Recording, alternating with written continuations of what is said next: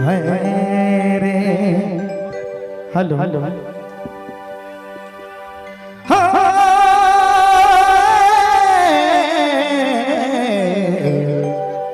हरे हरे हरे हरे चलो राहुल नगर बीच में ठेठना कोई गीत होनी चाहिए। का करी दिले रानी जवानी में तनी तनी राती के नानी दिलाले दिने चल खोजे मोर खोजे मोर देखल बिना बोलल बिना लागे नहीं राती के नानी दिलागे दिने खोजे मोर देखल बिना बोलल बिना लागे नहीं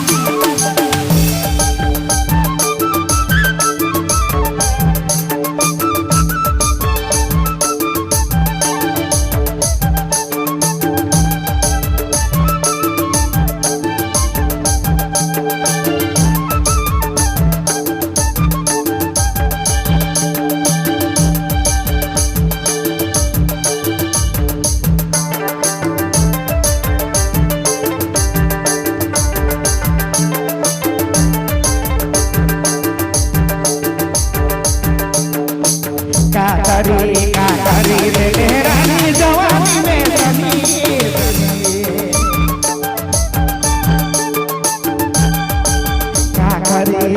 करी दिले रानी जवानी में तनी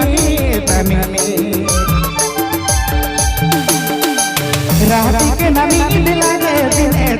खोजे मोर खोजे मोर देखल बिना बोलल बिना लागे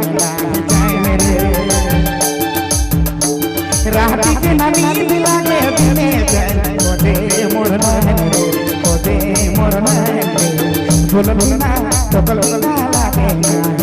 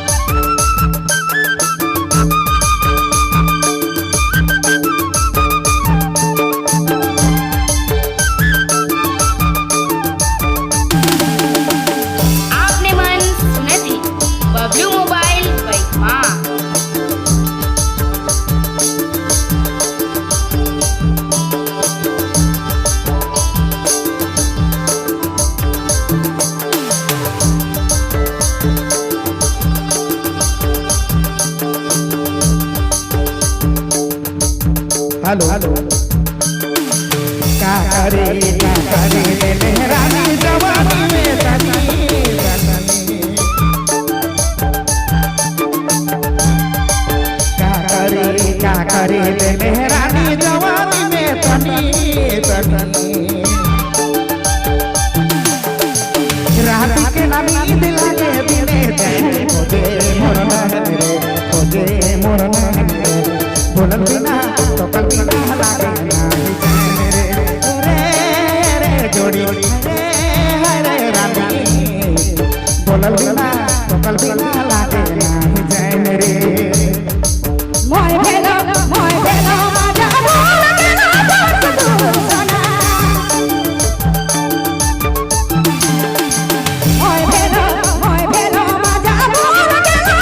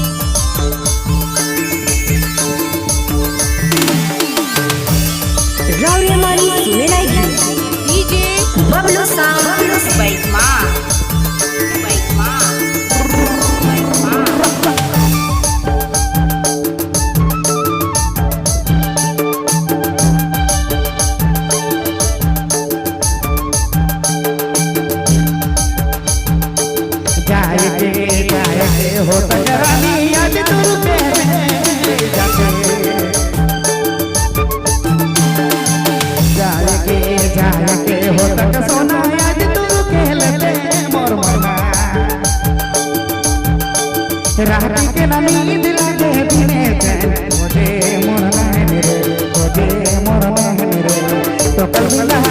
ডাকে না